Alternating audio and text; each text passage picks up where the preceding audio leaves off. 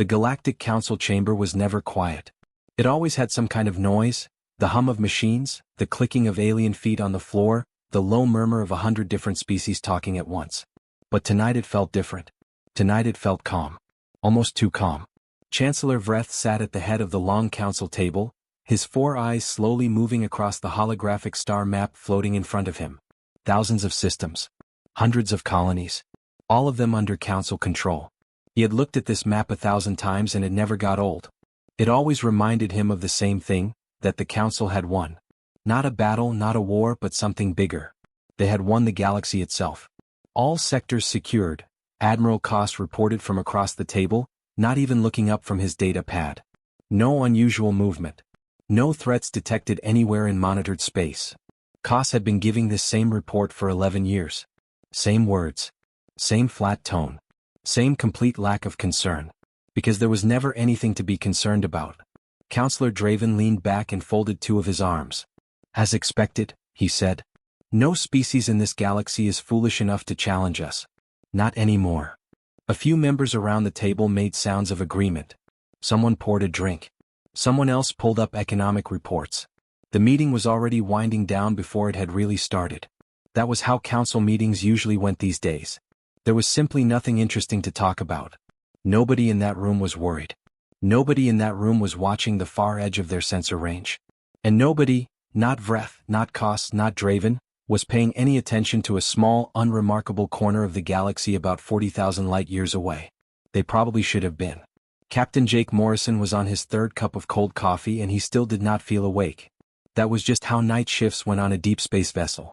The lights were dimmed, most of the crew was asleep, and the only sounds were the low hum of the engines and the occasional beep from the navigation console. He had been staring at that console for the last 2 hours, not because anything was happening but because that was his job. Watch. Wait. Report. He almost missed it. It was a small thing. Just a cluster of coordinates on the edge of the map that did not look right. He leaned forward in his seat, set down his coffee and looked again. Ryan, he said.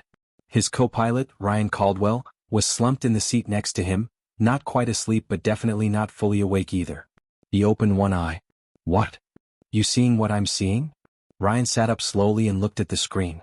He was quiet for a moment. Then he rubbed his face with both hands and looked again, like he was hoping the image would change. It did not change.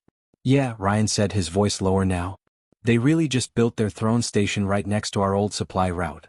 Right on top of it, Jake said. Like it was never there. Neither of them spoke for a few seconds. Jake picked up his coffee, remembered it was cold and put it back down. He was thinking. Running through options. Calculating distances, response times, what headquarters would say, what headquarters would not say. He had been in situations like this before, not exactly like this but close enough to know how they usually went. They usually went badly if you waited too long. He reached over and hit the comm button. Lieutenant Pierce. His voice was steady. Calm. The kind of calm that people who have done dangerous things for a long time tend to develop. A few seconds passed. Then Donna Pierce's voice came through, slightly rough from sleep but sharpening fast. Yeah, Captain. Go ahead. Get up, Jake said. And prep the guns. There was a short pause on the other end. Understood, she said. No questions. No complaints. Jake turned back to the screen and looked at the council station sitting right where human ships used to travel freely. He thought about all the years that route had been used. All the ships that had passed through. All the times nobody on the other side had even noticed them. He almost smiled. They have no idea we're out here, Ryan said quietly. Not yet, Jake replied. The sensor room of the Galactic Council Station was one of the most boring places to work in the entire galaxy. Everyone who worked there knew it. The operators sat in their chairs for 12-hour shifts, watching screens that almost never changed, monitoring space that almost never moved, waiting for something that almost never happened. Almost never. The first operator saw it and thought his screen was glitching. He tapped it twice with one claw, the way you tap something when you expect it to fix itself. It did not fix itself. The reading was still there. He leaned closer.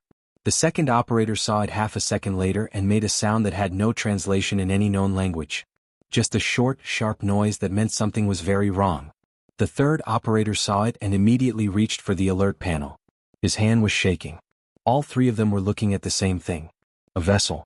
One single vessel coming in from the outer edge of their sensor range. And it was moving at a speed that did not make sense. Not just fast. Not just unusually fast.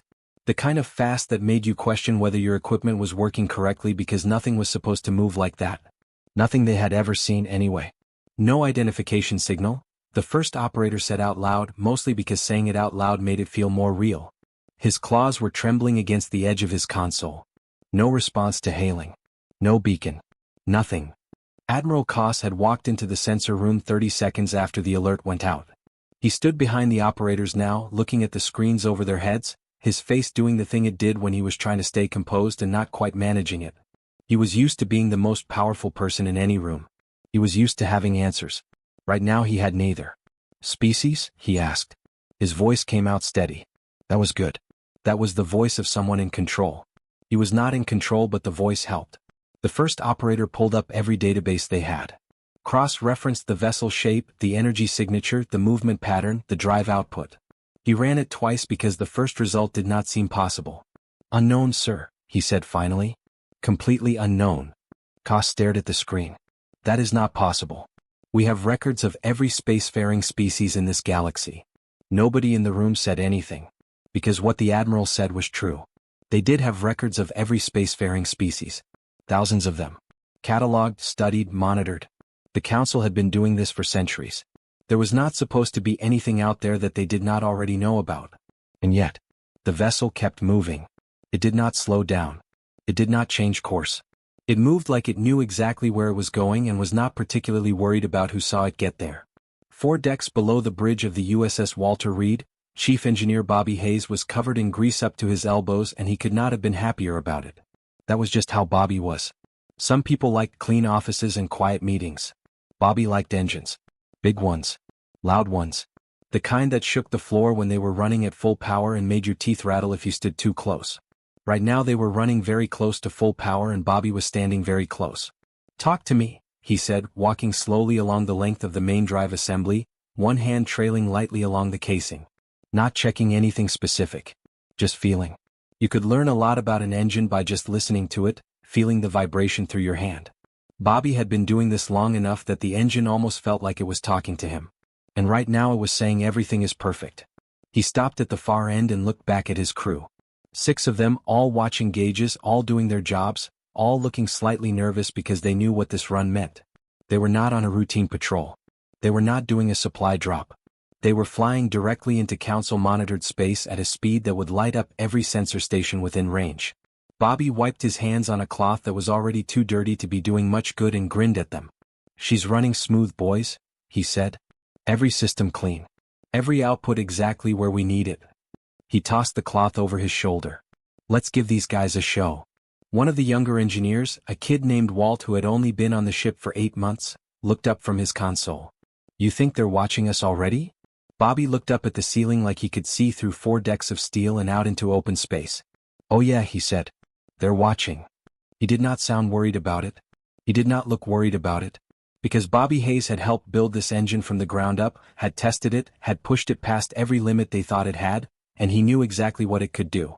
Whatever was on those Council screens right now, whatever readings they were getting, whatever alarms were going off in whatever fancy sensor room they had, Bobby knew it was only going to get more confusing for them.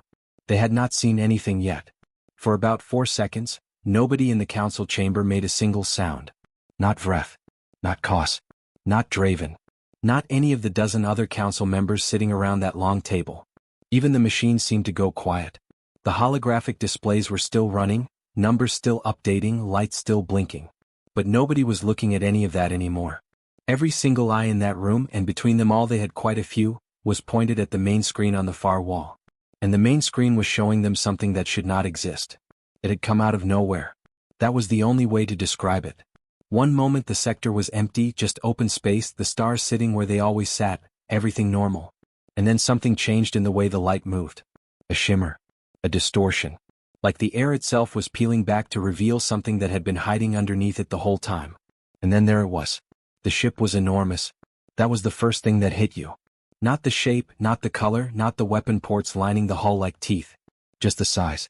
It was the kind of size that your brain struggled to process at first because you were not used to seeing anything that large move. Large things were supposed to stay still.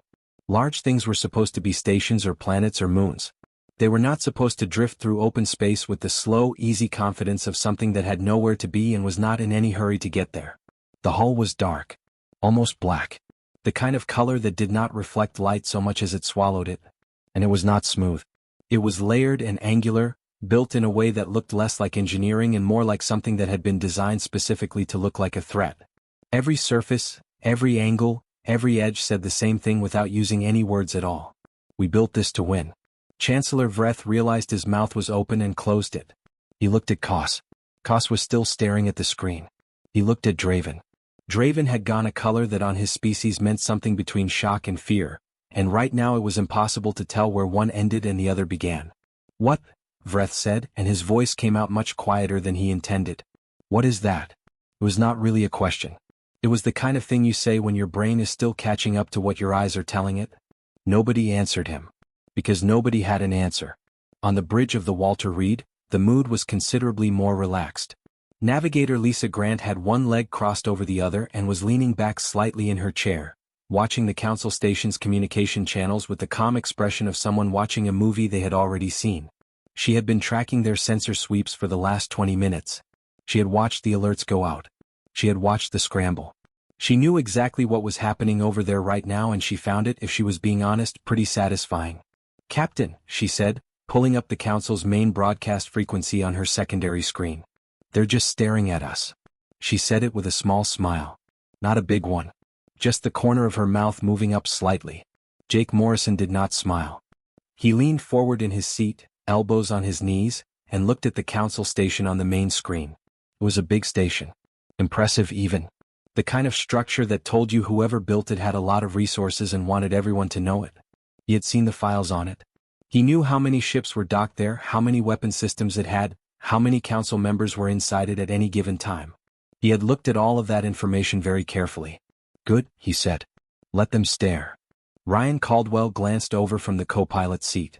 "You think they've run our registry yet?" "Probably running it right now," Jake said. "Coming up empty. That's going to bother them. That's the idea." The Walter Reed continued to drift forward. Slow. Steady. Not aggressive but not stopping either. Just moving the way something moves when it has already decided that the space it is moving into belongs to it. On the council screens, the hull markings were becoming clearer now. The camera systems over there were good, you had to give them that. They were pulling in enough detail to read the text printed along the side of the ship. A flag first. Rectangular red and white stripes. A blue corner filled with small white stars. None of them had ever seen it before. None of their databases had a match for it. Then the name. Bold letters. Clean font. No decoration. Just the name of the ship, the way you print something when you are confident enough that you do not need to make it look impressive. It already is impressive. The letters spelled out two words that meant absolutely nothing to anyone inside that council chamber. USS Walter Reed. Vreth stared at those letters for a long time. He felt something he had not felt in a very long time. Something that took him a moment to even identify because it had been so long since he had experienced it. He was trying to figure out what to do next. And for the first time in 11 years of leading the Galactic Council, he genuinely did not know. They had been waiting for something. That much was obvious. Every person in the council chamber was braced for it. Some kind of demand. Some kind of threat. Maybe a fleet decloaking behind the first ship. Maybe weapons powering up. Maybe a voice screaming across the channel about territory and pride and consequences. That was how these things usually went. In every conflict the council had ever dealt with, the opening move was always loud. Always dramatic. Species that wanted to make a point made noise. They sent fleets. They made speeches. They wanted to be seen and heard and feared all at once. So everyone in that chamber was waiting for the noise. What they got instead was one transmission. A single channel opening up without any warning. No static, no delay, no technical difficulties. Just a clean, clear signal coming through every speaker in the room at the same time, like whoever sent it knew exactly which frequency to use and had known for a while. And then a voice. It was calm. That was the thing that hit everyone first. Not angry. Not cold. Not the carefully controlled tone of someone trying to sound calm while actually being furious underneath. Just genuinely, simply calm. The way someone sounds when they are saying something they have thought about for a long time and have already made peace with. 70 years ago, the voice said, your council flagged our solar system as uninhabited and carved a trade route through it. Nobody moved. You didn't ask. You didn't check. You just decided we didn't matter. Chancellor Vreth felt something tighten in his chest. He knew what the voice was describing. Not because he remembered it specifically, but because he knew how the council worked. He knew how surveys were done. Quick scans, automated systems, a checklist of criteria that a planet either met or did not meet. If it did not meet them, it got flagged and filed and forgotten. It happened thousands of times across thousands of systems. Nobody thought twice about it. We noticed, the voice continued. The chamber was so quiet that you could hear the ventilation system running. We didn't say anything. We just got to work. Vreth looked at Kos. Kos was staring at the speaker panel on the wall like he could see through it to wherever the signal was coming from. His data pad was in his hand, but he had stopped looking at it. He had stopped doing anything except listening. This is us saying something. And then it was over. The channel closed. No static. No dramatic pause. Just silence where the voice had been, clean and complete, like a door closing quietly at the end of a long hallway. For several seconds nobody spoke. The holographic displays kept running. The lights kept doing what lights do. Outside the station windows the stars sat exactly where they always sat. Everything looked the same as it always had. But it did not feel the same. Not even close. Counselor Draven was the first one to find his voice. He turned slowly in his seat and looked at Admiral Kos. His expression was not angry. It was not even scared, not exactly. It was the expression of someone doing very fast mental math and not liking any of the answers they were getting. How long, Draven said quietly, have humans had ships like this?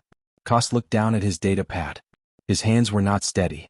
He scrolled through files, databases, survey records, anything that might have the answer. He went back 10 years. 20. 40.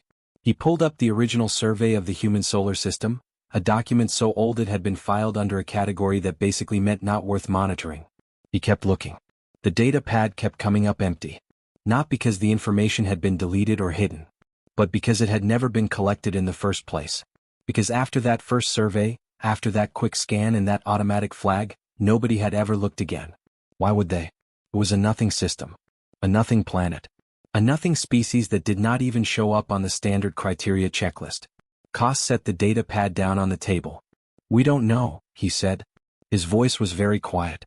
Almost a whisper. We don't know how long they've had ships like this. He paused. We never looked. The words landed in the room like something heavy being dropped on a hard floor. Vreth turned back to the main screen. The Walter Reed was still there. Still holding its position. Still not doing anything except existing in a place where, until about 20 minutes ago, the council had believed nothing like it could possibly exist. He thought about the voice. The calm in it. Not the calm of someone who did not care. The calm of someone who had been patient for a very long time and had finally decided that patience had run its course. 70 years. They had been out there for at least 70 years, watching a trade route cut through their space, saying nothing, doing nothing visible. Just getting to work. Vreth had been in politics for a long time. He knew what it meant when someone spent decades preparing before they made their move. It meant they were not improvising. It meant the ship outside was not a surprise attack. It was an introduction. A very deliberate, very carefully planned introduction. And if this was just the introduction, he did not want to think too hard about what came next. Everyone else had left. That was the thing Vreth noticed most. Not all at once, not in a group, but one by one, quietly, with small excuses and avoiding eye contact. Kos had something to check in the sensor room. Draven had calls to make. The others had their own reasons, real or invented, and one by one the chamber had emptied out until only Vreth remained. He did not blame them. He understood the impulse. When something happens that is too big to immediately process, the first thing most people want is to be somewhere smaller. A smaller room. A smaller problem. Something that fits inside your head without pushing everything else out. But Vreth stayed. He was the Chancellor. Leaving felt wrong, like admitting something he was not ready to admit yet. So he sat there alone in the big empty chamber with the holographic star map still glowing in front of him, casting pale light across the table, across his hands, across the walls. He had looked at this map more times than he could count. He knew it the way you know something you have lived with for a long time. Every major system, every council territory, every flagged zone and monitored region and active trade route. He reached forward and pulled the map toward the edge of the galaxy. Away from the busy center, away from the dense clusters of council space, out toward the quieter regions where the systems were smaller and further apart and generally less interesting.